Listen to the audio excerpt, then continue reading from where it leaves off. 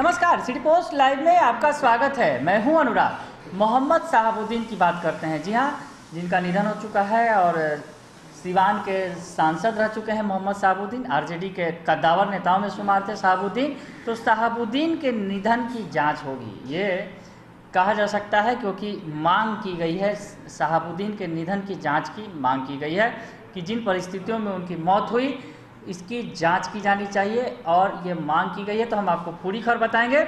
और कहा गया है, जिस तरह से आरोप लगाया गया है कि इलाज के अभाव में उनकी मौत हो गई थी।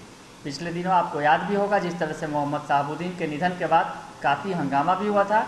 दिल्ली में वो दरअसल तिहाड़ जेल में सज़ा काट रहे थे और इस दौरान उनकी तबीयत बिगड़ी थी और बताया गया जेल प्रशासन की तरफ से उन्हें कोरोना हुआ है।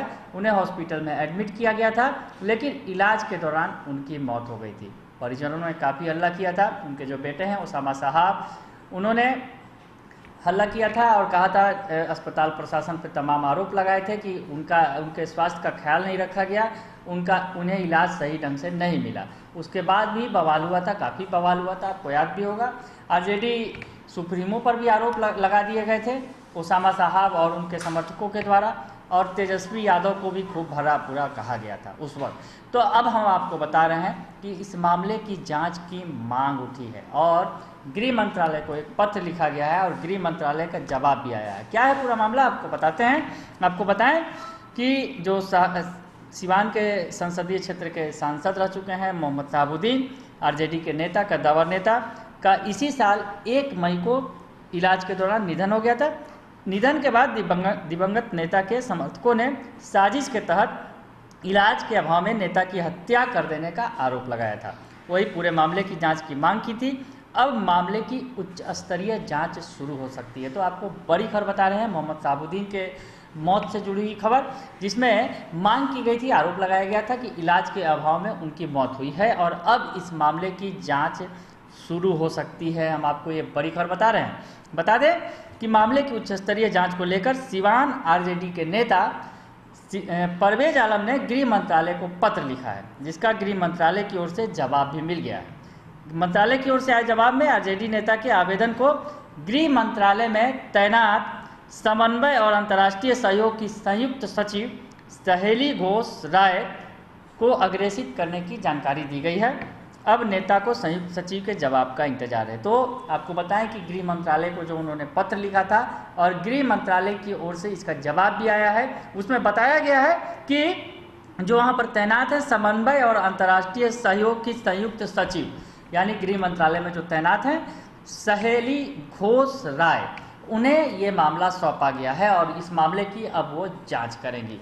तो अब आगे जवाब का इंतजार है। जो आरजेडी नेता परवेज आलम की तरफ से गृह मंत्रालय को पत्र लिखा गया था, तो गृह मंत्रालय ने इसका जवाब दिया है। तो यानी अब जो जांच है इस मामले की वो शुरू हो सकती है, क्योंकि एक अधिकारी को इसकी जिम्मेवारी सौंप दी गई है। तो आपको हम बड़ी खबर बता रहे हैं। आरजेडी नेता परवेज आलम ने गृह मंत्रालय को लिखे पत्र में कहा था कि दिवंगत सांसद शहाबुद्दीन का निधन संदेहास्पद है।